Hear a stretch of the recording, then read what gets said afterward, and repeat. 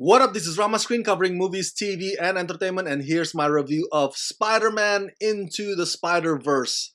Let's rock this. For a while now, the fans have been wanting for the Miles Morales Spider-Man arc to be brought to the big screen, and here he finally is. So how is it?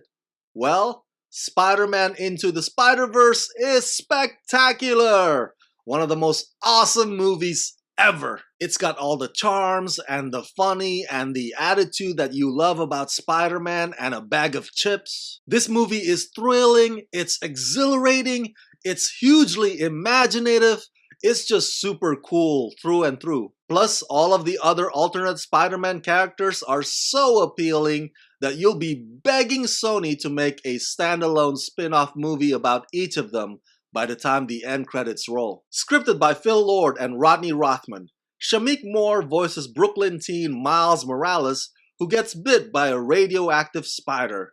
He lives in the same New York City as the legendary Peter Parker, aka Spider-Man. Meanwhile, Kingpin, with the help of Green Goblin and Doc Ock, tried to open up a portal to parallel dimensions, which then accidentally allows in other Spider-Man from other alternate universes to arrive.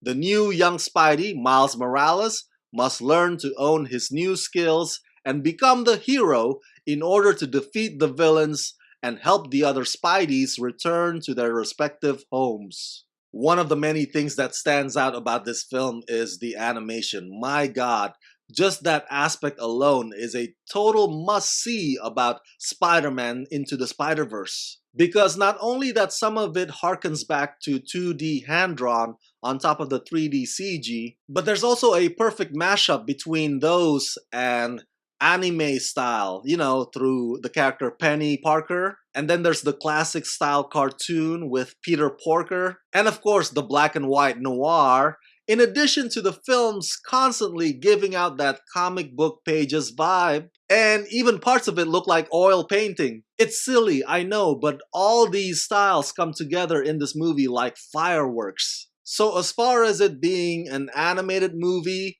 Spider-Man Into the Spider-Verse is the most unique and refreshing experience you'll have this year. The humor or the comedy manages to keep itself consistent throughout the film, just like Deadpool franchise, which is not afraid to make fun of itself and make fun of Ryan Reynolds' career choices in the past. Spider-Man Into the Spider-Verse goes balls to the wall mocking Sam Raimi's Spider-Man movies, especially that silly, stupid dance that Tobey Maguire did in Spider-Man 3. And that's awesome because a character that can take a joke or laugh at himself is a character that's chill and likable, which is what Spider-Man is. I love that they go with the Miles Morales arc for this one because, we've gone through rounds and rounds of Peter Parker's origin story time and time again. It's gotten old.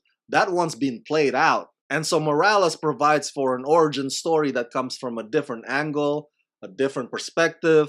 It definitely celebrates diversity. And the whole idea that anybody can be Spider-Man is an empowering one. The tone is very balanced. Sometimes it can get threatening and scary. I mean, for some reason, the film literally blows up the sizes of both Kingpin and Green Goblin to a gargantuan, enormous proportion.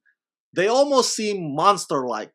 And of course, there's the usual playful, adventurous feeling you get when all the Spideys swing from one building to the next, and when they banter and when they spew smart-ass comments about each other. But then you also get the parts when the hero has been beaten down to his knees and has to make life-defining choices for his destiny. The voice casts are terrific. Shameik Moore as Miles Morales perfectly captures teenagers' curiosity, anger, and doubts. Jake Johnson as Peter Parker is fantastic as the reluctant mentor. Haley Steinfeld as Gwen Stacy is irresistibly sassy. Nicolas Cage as Spider-Man Noir is fish out of water hilarious. And Aunt May is interesting in this one because, as you know, usually Aunt May is seen as either this character who's oblivious to Peter Parker's plight as Spidey, or as this character who kind of stays out of Spidey's way.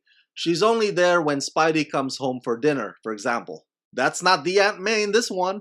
The Aunt May in this movie is very involved. In fact, she's kind of like James Bond's Q or Batman's Lucius Fox, meaning she has a hand in designing some of Spidey's tech and spends a lot of time in Spidey's super secret Batcave.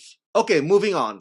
The climactic fight scene between Spidey and Kingpin is outstanding. That scene is full of eye-catching chaos and surprises. There's so much going on in all of this film's action set pieces. You are glued to the screen. Hell, you would even hold your pee if you feel like you need to go to the bathroom because you would not want to miss a thing. Spider-Man Into the Spider-Verse is about not having to face everything on your own or by yourself, knowing that you have friends who understand what you're going through. Spider-Man Into the Spider-Verse is about overcoming your fear and taking that leap of faith. This movie honors the legacy by being fresh and new. It also features the late great Stan Lee in one of his final voice cameos. So come this season, drop whatever it is that you're doing and go watch Spider-Man Into the Spider-Verse, because going to the movies does not get more rewarding than this. So that's it. That's my review of Spider-Man Into the Spider-Verse.